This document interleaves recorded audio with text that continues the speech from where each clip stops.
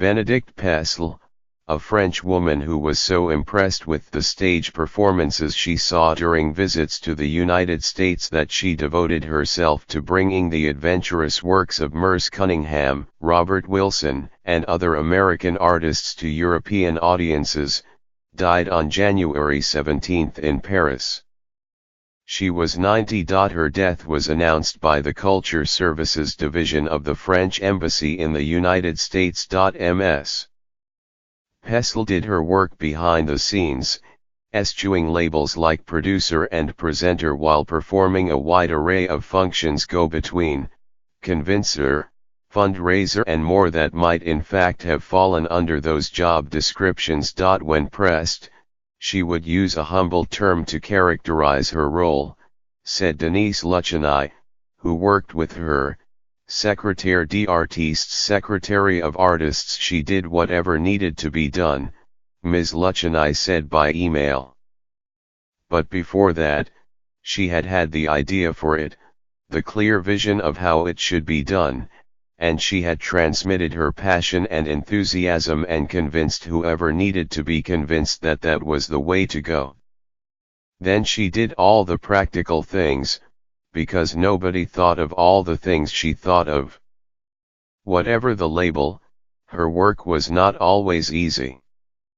When she helped bring the Cunningham Company to France in 1964 on its first world tour, the audience was decidedly unenthusiastic about the Cunningham cage approach, which radically reimagined the relationship between dance and music and jettisoned traditional narrative forms. People threw things at us, eggs and tomatoes, Carolyn Brown, an original company member, once recalled. During the interval, they went out to get more. But Ms. Pesle had great faith in avant-garde and otherwise unfamiliar works and styles, and that faith was eventually rewarded. For some American artists, like the experimental director Robert Wilson, the French audiences to which she introduced them provided a decisive career boost. Without her, my work would not be what it is today, Mr. Wilson said by email. Ms. Pesle was born on May 15, 1927, in Le Havre, in the Normandy region, to Robert Pesle and the former Marguerite de Menil. She received a degree from the Sorbonne University in 1950, then worked at a municipal library in Paris and at the bookstore La Hune, a famed gathering spot for the intellectuals of the day. Ms. Pesle made her first visit to the United States in 1952, Ms. Lucheny said, and sampled the avant-garde arts scene, including the New York debut of a troupe formed by Cunningham, who was working with the composer John Cage and artists like Robert Rauschenberg. When I came back to France I wanted everyone to know them, Ms. Pesle told the Christian Science Monitor in 1985. To see and convince people to see is what I like, she added. Also, to be in touch with what is new and real in our own time, so European culture does not just become a museum of classics.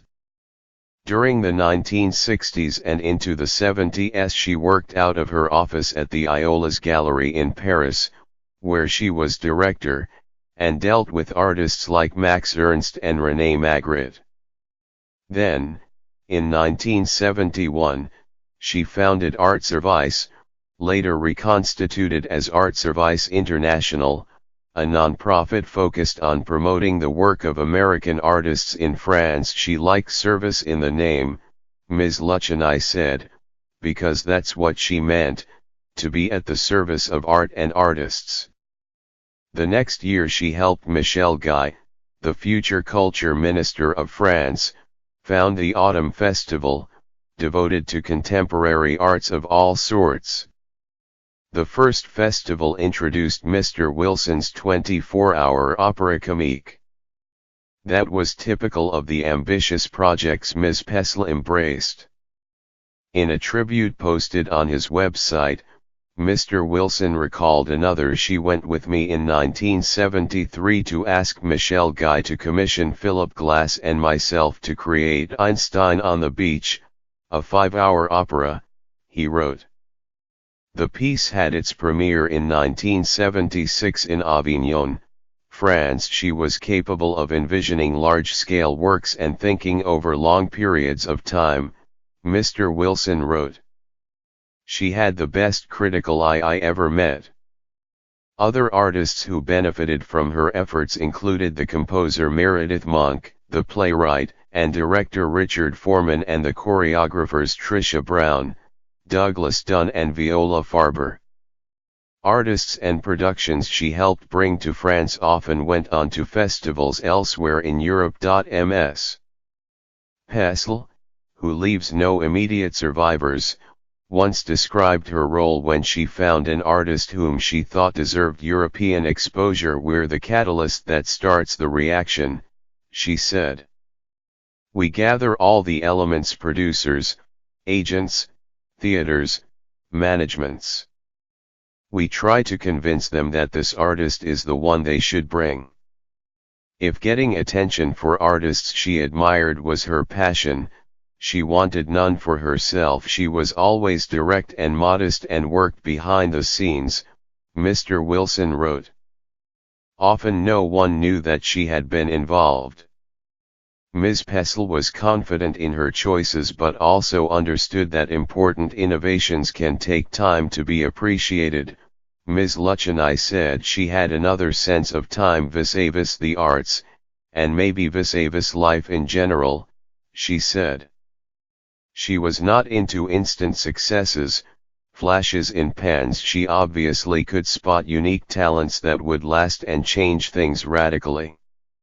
She knew how long it takes to achieve maturity in the arts, therefore she believed in helping artists to build their work gradually, patiently.